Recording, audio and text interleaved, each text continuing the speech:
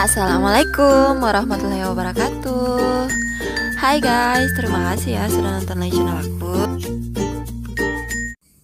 Pada video ini saya akan bahas tentang akreditasi puskesmas yang merupakan revisi terbaru di tahun 2020. Mengapa saya bahas tentang akreditasi? Karena merupakan salah satu lagi-lagi tugas pokok dari administrator kesehatan yang telah dijelaskan dalam keputusan Negara Pendayagunaan Aparatur Negara nomor 42/Empan/12/2000. Untuk lebih jelasnya mengenai keputusan tersebut, teman-teman bisa cek di video sebelumnya yang telah saya upload.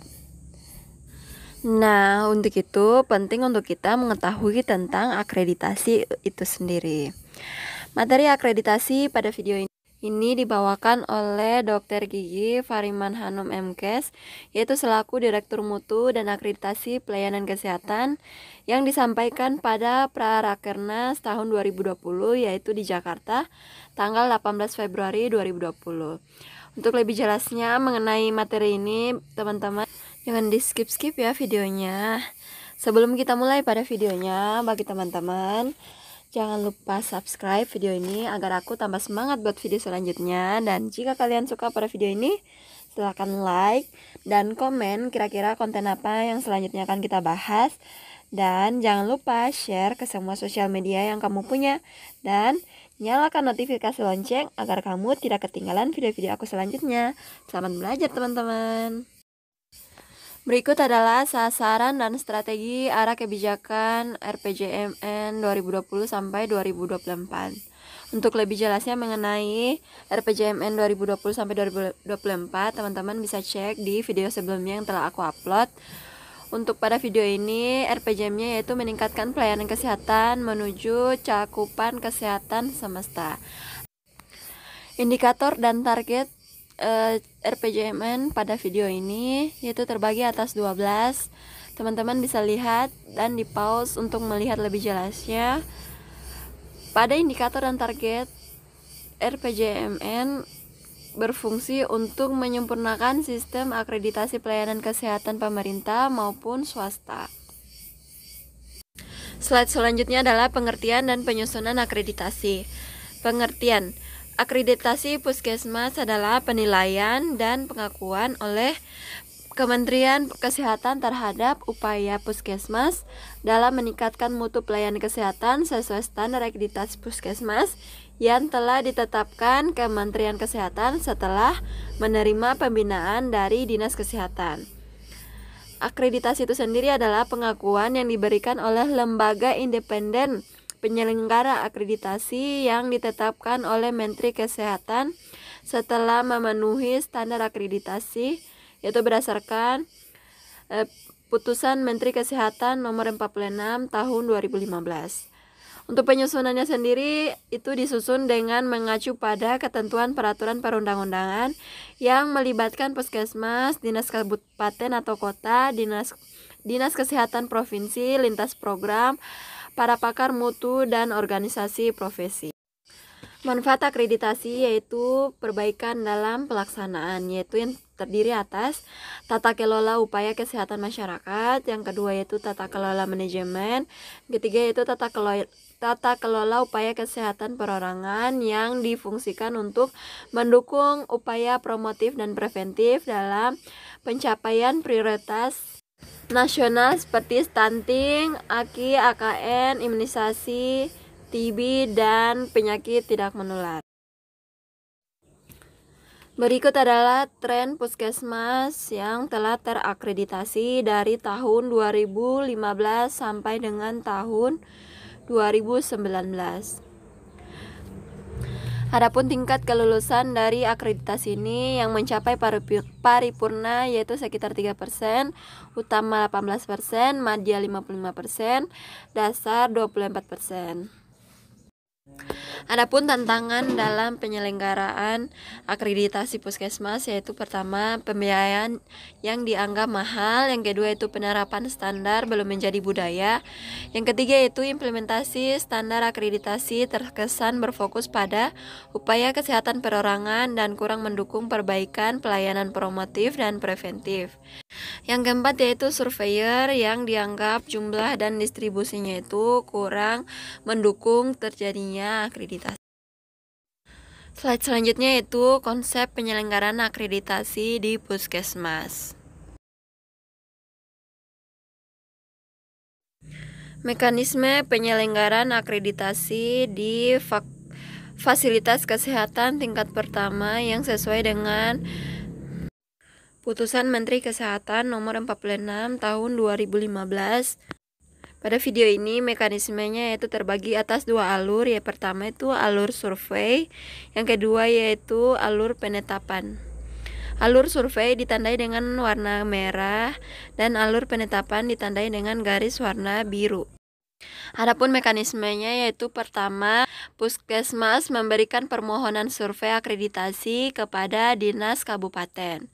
Kemudian kedua, dinas kabupaten melakukan cek kesiapan fasilitas kesehatan dan memberikan rekomendasi. Yang ketiga yaitu dinas kesehatan kabupaten melakukan tembusan rekomendasi ke dinas kesehatan provinsi. Keempat yaitu dinas kabupaten meneruskan permohonan ke komisi akreditasi. Yang kelima yaitu kemudian komisi akreditasi menunjuk tim surveyor untuk melakukan survei ke puskesmas yang akan melakukan akreditasi. Yang keenam yaitu setelah dilakukan survei maka hasil survei akan dikirim atau direkomendasikan ke komisi akreditasi.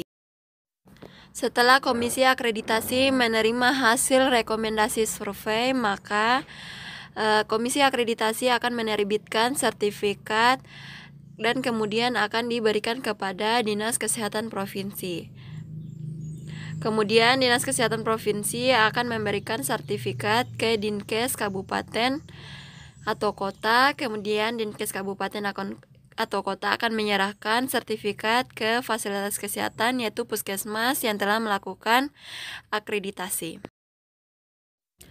Konsep pelaksanaan akreditasi puskesmas menggambarkan tentang peningkatan mutu puskesmas sebagai sebuah sistem yang disebut dengan sistem peningkatan mutu puskesmas atau yang biasa disingkat dengan SPMP, yang terdiri dari sub yaitu satu, sistem peningkatan mutu internal puskesmas, yang kedua yaitu sistem peningkatan mutu eksternal puskesmas atau akreditasi.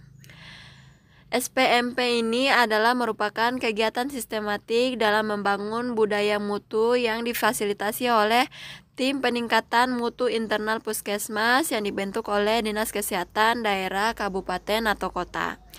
Sistem peningkatan mutu eksternal merupakan kegiatan penilaian mutu melalui akreditasi oleh tim peningkatan mutu eksternal puskesmas di tingkat provinsi yang ditugaskan oleh Kementerian Kesehatan.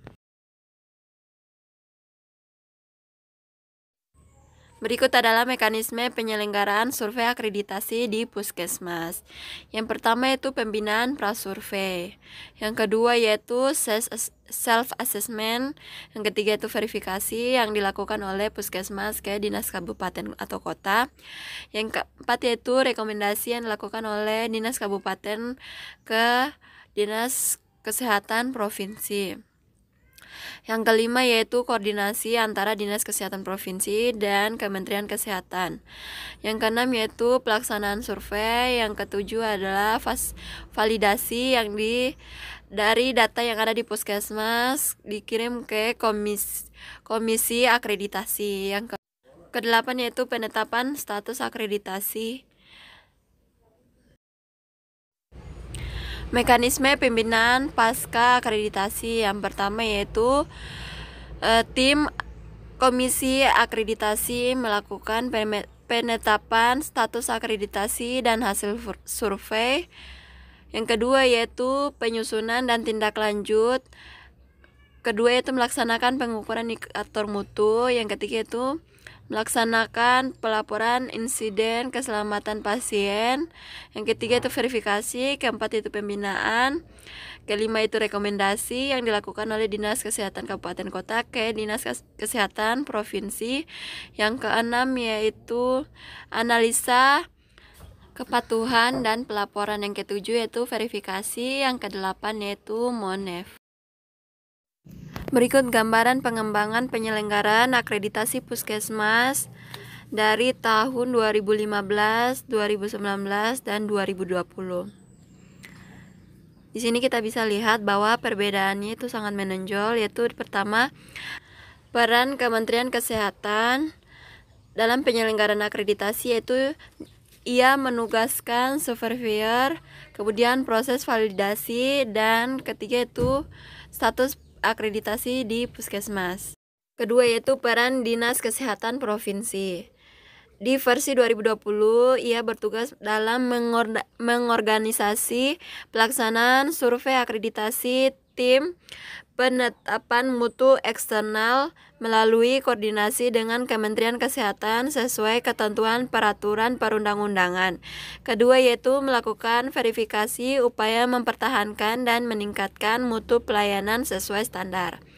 Kemudian yaitu peran dari Dinas Kesehatan Kabupaten atau Kota. Di sini ia melakukan pembinaan dan verifikasi dalam memenuhi serta mempertahankan dan meningkatkan upaya mutu pelayanan sesuai dengan standar. Keempat yaitu waktu survei. Yang dahulu pada tahun 2015 sampai 2019 waktu surveinya yaitu 3 hari, sedangkan pada tahun 2020 ini waktu surveinya itu hanya 2 hari saja. Sedangkan surveyornya pada tahun 2015 yaitu sudah 3 orang, sementara pada tahun 2019 dan 2020 itu sudah menjadi 2 orang saja. Yang menjadi perbedaan antara 2019 dan 2020, tim surveyornya itu berasal dari regional, bukan berasal dari pusat. Overview standar akreditasi Puskesmas tahun 2020. Gambaran pengembangan standar akreditasi Puskesmas. Di sini terdapat beberapa perbedaan dari standar akreditasi, kriteria, elemen maupun isi serta bab dari mutu akreditasi itu sendiri. Dalam slide kali ini saya hanya akan membahas tentang isinya, yaitu standar akreditasi Puskesmas hanya difokuskan pada upaya promotif dan preventif pada program prioritas nasional saja. Dan kemudian yaitu bab mutu disatukan dalam satu bab yang difokuskan pada peningkatan mutu upaya promotif dan preventif pada prioritas nasional.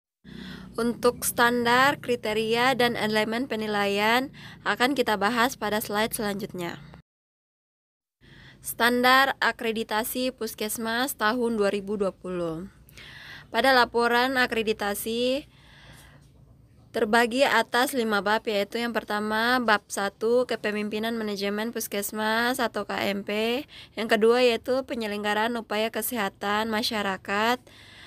Yang ketiga penyelenggaraan upaya kesehatan perorangan dan penunjang atau UKPP. Bab keempat yaitu program prioritas nasional atau PPN. Bab 5 yaitu peningkatan mutu Puskesmas atau PMP. Untuk standar, kriteria, dan elemen penilaian bisa dilihat pada slide. Untuk lebih jelasnya mengenai pembagian dari kelima bab tersebut, teman-teman bisa lihat di slide selanjutnya. Di bab 1 yaitu mengenai kepemimpinan dan manajemen Puskesmas. Adapun standar dari indikatornya itu terbagi atas 7 jumlah kriteria dan elemen penunjangnya, teman-teman bisa lihat di slide. Bab 2 yaitu penyelenggaraan upaya kesehatan masyarakat. Standar akreditasinya itu terbagi atas 8.